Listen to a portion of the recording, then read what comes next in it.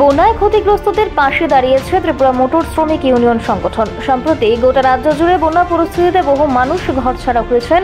বন্যা দুর্গত বেশ কিছু পরিবার আশ্রয় নিয়েছেন ত্রাণ শিবিরগুলোতে। এ সময় নানা প্রকারের রাজনৈতিক এবং অরাজনৈতিক সংগঠন সমূহ বন্যা দুর্গতদের পাশে দাঁড়াচ্ছে। এরকম এক ছবি পরিলক্ষিত হয়েছে শনিবার নয় বনমালীপুর কলেজ টিলা এলাকায়।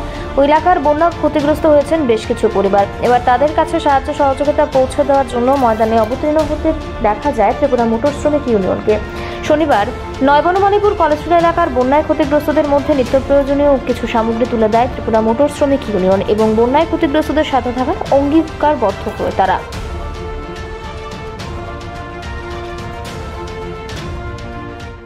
ত্রিপুরা রাজ্যের মানুষ জানেন যে গত 18 তারিখ থেকে আমাদের রাজ্যে যে বৃষ্টি এবং বন্যার প্রাদুর্ভাব, তাতে আমাদের রাজ্যের লক্ষ লক্ষ মানুষ ক্ষতিগ্রস্ত হয়েছে। বহু মানুষ, হাজার হাজার পরিবার সেখানে নিজেদের বাস্তুচ্যুত হয়েছেন এবং কোটি কোটি টাকার জিনিসপত্র, সেখানে সম্পত্তি ক্ষয়ক্ষতি হয়েছে।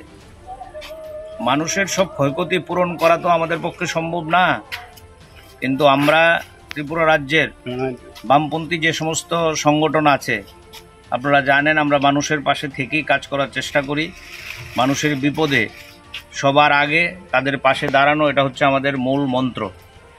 এই লক্ষ্য সামনে রেখেই আমাদের ত্রিপুরা রাজ্যের শ্রমিক সংগঠন সিআইটিউ, আপনারা জানেন এই সিআইটিউর এই অন্যতম সংগঠন ত্রিপুরা মোটর শ্রমিক ইউনিয়ন, আমাদের রাজ্যের ঐতিহাসিক সংগঠন।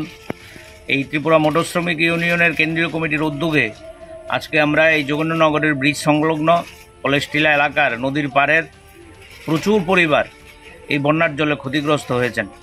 তাদের পাশে আমরা সামান্য সাহায্য নিয়ে দাঁড়ানোর উদ্যোগ নিয়েছি।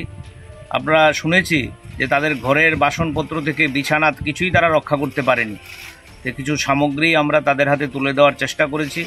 আমরা মনে করি না যে এই দিয়ে তাদের সমস্ত সমস্যার সমাধান হবে, কিন্তু শুধুমাত্র তাদের পাশে থাকার চেষ্টা আমাদের।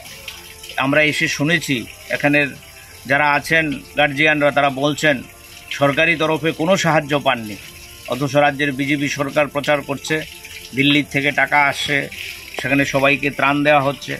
কিন্তু দুঃখের হলেও সত্যি বাস্তব ঘটনা হচ্ছে বন্যার দিন থেকে আজকে পর্যন্ত তাদের তেমন কোনো সাহায্য জুটেনি। তা আমরা তো সরকারের ভূমিকা পালন করতে আমরা পারবো না, কারণ আমাদের সামর্থ্য সীমিত, কিন্তু আমাদের আন্তরিকতা আছে। আমরা তাদেরকে বলেছি যে মোটর শ্রমিক ইউনিয়ন এবং আমাদের সিআইটিউ অন্তর্ভুক্ত যে সংগঠনগুলো আছে, বামপন্থী সংগঠনগুলো আছে, তারা যদি আমাদের ডাকে, তারা যদি আমাদের সাহায্য চায়, আমরা আগামী দিন তাদের পাশে আবারও দাঁড়াবো, থাকবো। আমাদের মূল কথা হচ্ছে তাদের পাশে থাকা আন্তরিকভাবে। জিনিস কতটা দিতে পারলাম তার থেকে বড় কথা হচ্ছে এই দুর্দিনে তাদের পাশে থেকে তাদের দুঃখ দুর্দশা শেয়ার করা। এই কারণে আমরা সবাই মিলে আজকে এখানে এসেছি।